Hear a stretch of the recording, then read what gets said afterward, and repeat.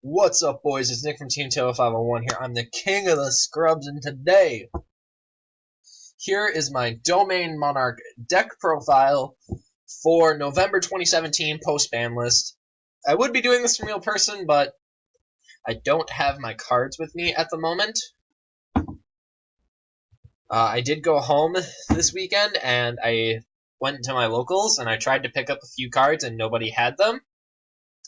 So when I get those cards, I will profile this in real life, because there is maybe one or two cards I want to switch with the build, but this is basically the core of Domain Monarchs for me. Like, this is a pretty stereotypical 55. I'd play at a regional. Or I may play at a YCS, depending on, like, if Detroit ever gets one. YCS Detroit, let's make that shit happen. But,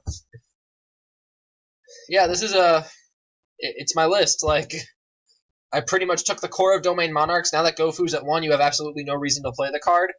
I may end up putting the card back in the deck because it is incredibly powerful, giving you the ability to still open Gofu Kura's return. A net 0 on card advantage, but it filters 2 cards out of your deck, and allows you the ability to have the best card in your deck in your hand on turn 1, so that's incredibly good. But, yeah, enough of me talking, let's just get to the fucking list. The best card in the deck, no question about it, she is the best fucking card. Aether is the tits in this deck. Like, just being able to put 2 bodies on board for the price of 1 is fantastic, and that she has a quick effect so that she can contribute something on your opponent's turn is insane. 3 Erebus. The fact that this doesn't target is ridiculously OP. Because there are a lot of decks now that have monsters that cannot be targeted, and Erebus says, I don't give a fuck about you. Of course, negation still sucks, and that's why Tri-Gate Wizard is a pain in the ass for this deck to get over, but the whole point of this deck is to stop Tri-Gate Wizard from hitting the field, so. Then 1 Mega Thessalos. I was debating between playing this and Mega Caius, and I decided that just because this is a go first deck, and I want to look at my opponent's hand and see what resources they'll be working with on their turn, I decided that Thessalos is just the better card right now. Maybe, depending on how the format shapes up, if Pendulum Magician proved to be the best deck, Caius will take its place, but for now I'm liking Mega Thessalos. And then 3 Kuras, you have to play 3 of this card. Like, I hate this card a lot, but until Aether comes back to at least 2, you have to play 3 Kuras, because the disruption that it provides and the card advantage that it provides, there's no other card in the game that can do that for this deck. Like, you don't feel good domain locking your opponent with a Kuras, but sometimes it just gets you there, because it still has 2400 attack.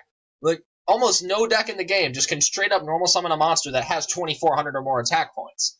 Like, yeah, BA has Farfa to remove it. Spiral can do the last resort agent bullshit to blow up your cards.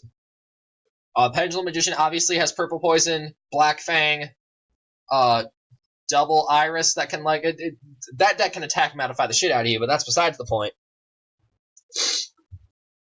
Let's see, what else?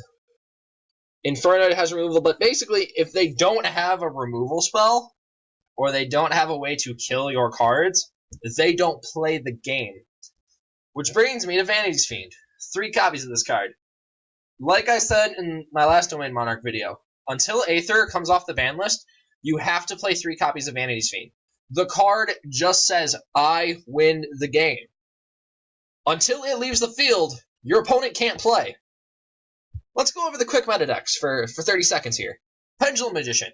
You can't Pendulum Summon if there's a fucking Vanity's Fiend on the field, so your entire deck is shut off. Sure, Draco doesn't really care about Vanity's Fiend, but if they're playing the Wind Witch engine, then they're gonna give a damn, because that means no free Crystal Wing, and 2 cards in your hand are completely fucking dead. ABC. Good luck summoning rank 4s and Buster while this thing's on the fucking field. Infernoid. Good luck summoning your big guys unless you got a Decatron. Spiral. Good luck putting blue cards on the field. This card is ridiculously good. It's so fucking good. And the fact that it can be protected with March of the Monarchs, and the fact that it's basically 4, 5, and 6 domain, you gotta play 3 copies of this card. If you're not playing 3 copies of this card, I'm sorry, you're just doing it wrong. You just are. Then 3 Edia. Card it's the best tribute fodder in the whole deck. Like, not only does it give you a second monster to tribute summon, it's card advantage when it hits the graveyard. So good! And it's a light monster. So if you ever decide to play Extra Deck Monarchs again, which can never happen until Aether goes back to 3, card's good. 3 Eidos, the worst tribute fodder in the deck, but you have to play 3 copies of it because you just need more tribute fodder. So you gotta play 3 copies of this card. The extra tribute fodder and the fact that it can basically bypass your normal summon with its graveyard effect, super good. And guess who's back in the fucking deck? Okay. Oh, okay. You can play 2 Link Slayer, 1 Gofu. And I may do that. But I want to open Link Slayer more, and here's why. Against the meta decks, this card is better. Because you can take the dead cards in your hand and put them to something. Against Pendulum Edition, you get to pop Time Pendulum Graph. And that is a really good card against your deck. So it solves all the problems the Domain Monarch has. It's level 5, so you can Domain Lock somebody if you need to. It's a free special summon, so it can count as tribute fodder. It has an effect on the field that's relevant to the deck. This card is so good. And in the late game, it gets so much better, because by the late game, you usually have extra cards to throw to Link Slayer. You don't want to use it in the early game as a Twin Twister unless you're going second, and you already have that extra resource to begin with, but like, this card is the fucking tits. Like, it's better than Gofu. And that's saying a lot, because Gofu was really good in this deck. Moving on to the spells, 3 domain, win button. I can't really, this card is so good. It is just, the more Konami pushes Link summoning, the better Domain of the True Monarchs gets. Because usually those Link monsters don't have effects that can blow up Domain. So the card is, it's just so good. 3 Tenacity to go search everything. 3 Return to help you play around Solemn Strike and to help you filter through the good cards in your deck. RIP Pantheism. The card is ridiculously broken. I don't know why it was ever created. Card's insane. Stormforth is also insane.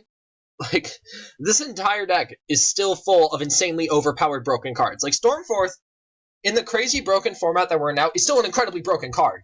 Because it's still non-targeting, non-destruction-based removal that advances your game. Who decided this card was okay? And I loved playing it in Battery Man when you would just open Stormforth Charger and it was a 2-card FTK. Like, you literally just won on the first turn of the game. Well, I guess it would be a 3-card FTK, but, like, still. It's so fucking good. March, it's a pretty bad card, but in this deck, we're already playing bad cards, so you might as well just play March because you're already playing a helmet deck. Put the helmet on even tighter. Be like, alright, here's my Floodgate, and here's my way to protect my Floodgate. Good luck, have fun. That's the entire point of Barrier Stun, and Barrier Stun sucks.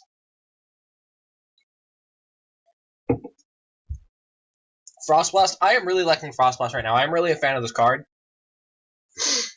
Just because going second, it gives you the ability to, like, say, summon a Karaz, blow up 2 cards, get some advantage, and then you can use Frostblast to start, like, pinging down their cards.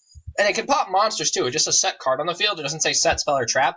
So if you get the Vanity's Fiend on board and they just set a monster thinking that they can, like, it has a flip effect, you can just blow it up with Frostblast. Card's really good. I'm really liking it right now. And then the Holy Trinity of Monarchs, Upstart, Foolish Burial, Rhoda, 1-for-1. You have to play these 4 cards. They're basically the first 4 cards that you put in any Domain Monarch deck. And then 3 Prime. Card is fucking insane. I love this card. Not only is it card advantage in the mid to late game, it's tribute fodder in the mid to late game. It's everything that you want in this deck. So no extra deck, obviously, because you're playing an extra deck, you're doing it wrong. For the side deck, Triple Zaphion, I cannot express how much I love this card. Going second, it tells your opponent to suck it. Because it's basically have the out or you're losing your board. It does take up your normal summon, but here's the thing. You can tribute summon this fucking card. You can tribute summon Zaphion and domain lock your opponent with it. If you absolutely have to. After you clear their back row. So, like, against a deck like Paleo, they can't kill Zaphion. They just can't. They need Canadia. And if they don't have Canadia, they can't out the Zaphion. Sure, it's going to go back to your deck, but that one turn of them not being able to play is going to give you enough time to set up Vanity's Fiend. And then, of course, the best monster in the game. If you're not playing Maxine in your deck somewhere, you're just doing it wrong. So, and then the one of Monarchs, 1 Majesty's Fiend. I love this card. It's so good. Not only is it searchable from return, it synergizes so well with the deck. Like, basically, Majesty's Fiend Domain is good as Vanity's Fiend March. Sure, the Majesty's Fiend isn't protected, but it protects itself. Because, like, all the monster effects, like Purple Poison, Infernoid Harmodic, I guess, like, some Xyz monster, probably, or maybe just, like, a normal summon Fairy Tale Snow, they can't out this card. It even outs hand traps. They can't activate Max C, they can't activate Ash Blossom, they can't activate Ghost Ogre, and they can't activate Droll and Lockbird. Really good card. Caius is for going second, and if you tribute Eidos or Erebus, you get to banish 2 cards. And the 1,000 damage is nice, not really important, but it's there. And then Zaborg, sort of here for Spiral, sort of not here for Spiral. It's like, if you're going first, and you know that their extra deck, like, if it's a deck like ABC that doesn't win without its key extra deck card, that's really what you want to bring in Zaborg against. So decks like ABC, Spiral to an extent, because you can take Double Helix and Firewall, and then they don't really have a win condition. Something rogue like Zoo, you can take like Tiger Mortar and Shakanine, and they don't really play. They have to go Borbo beat down on you. That's funny. What else? Really just rogue decks like Fluffle that rely on Sabertooth and Sheep. Because you can't really hit Omega decks, because Omega's going to put itself back in the extra deck. Pendulum Magician doesn't need an extra deck. Draco doesn't need their extra deck.